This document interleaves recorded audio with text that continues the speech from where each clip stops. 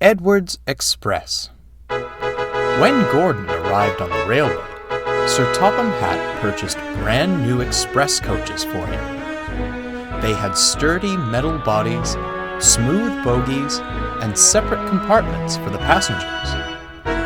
Gordon was well pleased with his coaches. The old coaches felt left out. They were made of wood, ran on axles, and had no individual compartments. Time and wear led the railway inspectors to see them as unworthy of the main line. The coaches were most upset. "Cheer up," smiled Edward, as he shunted them into the carriage sidings. "You'll still be useful on the branch line trains." "Branch lines!" they shuddered. "How embarrassing!" While Henry was shut in the tunnel, Edward took over his local trains. He knew all about being left behind, and brought the old coaches out every chance he got. This cheered them up, until Gordon voiced his opinions. "A pity," he sniffed, as Edward shuffled in with the coaches. "But that's the price of progress.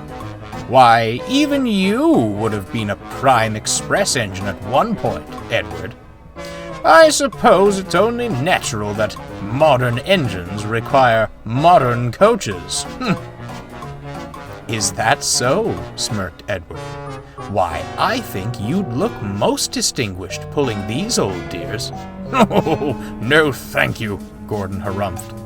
"They'd be open-top carriages before I even reach top speed. Now these are proper coaches," he finished, eyeing the express behind him. "Is that what they are? I thought someone had stretched out the goods vans, and you were doing some real work for a change," laughed Thomas, as he shuffled past with some trucks. Edward couldn't help but chuckle, and Gordon fumed out of the station. His mood didn't improve on the main line. They were running well.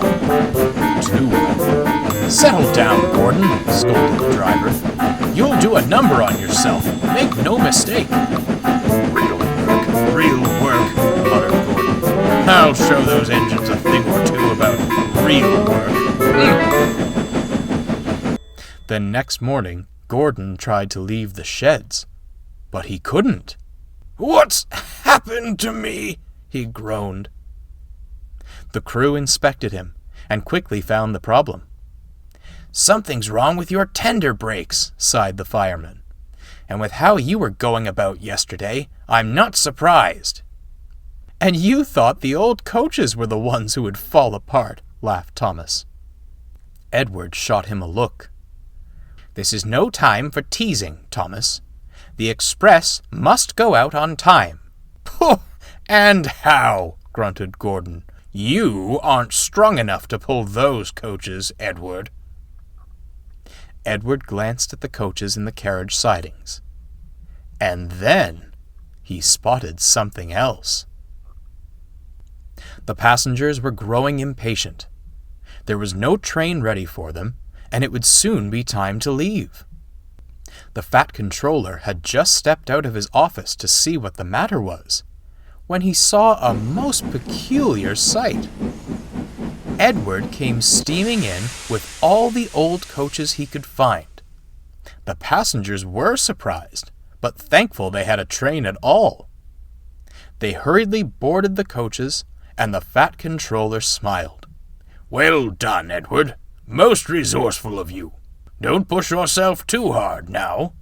"I may not match Gordon's pace, sir," smiled Edward, "but I'll have a jolly good try." The guard blew his whistle, and Edward started away. Soon he was coasting down the main line, making excellent time.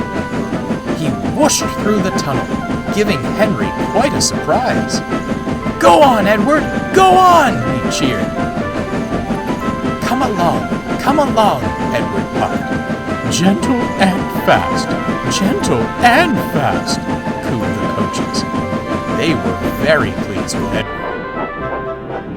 At the last station, the passengers cheered and thanked Edward. The engine at Vickerstown was most amused, but looked on with admiration. Edward just smiled. He was thankful for a rest and a drink. When he returned to Sodor, Edward spoke kindly to the old coaches.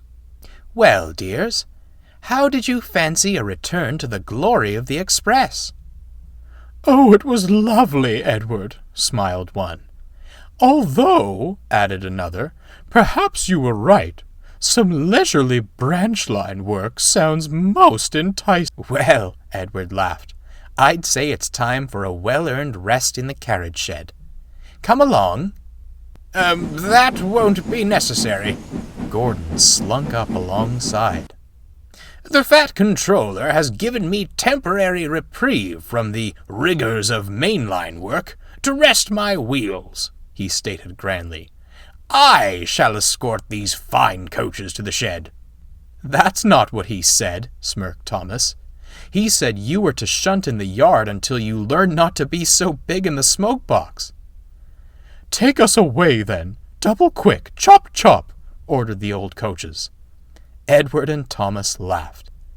Gordon went red in the face and shuffled silently away.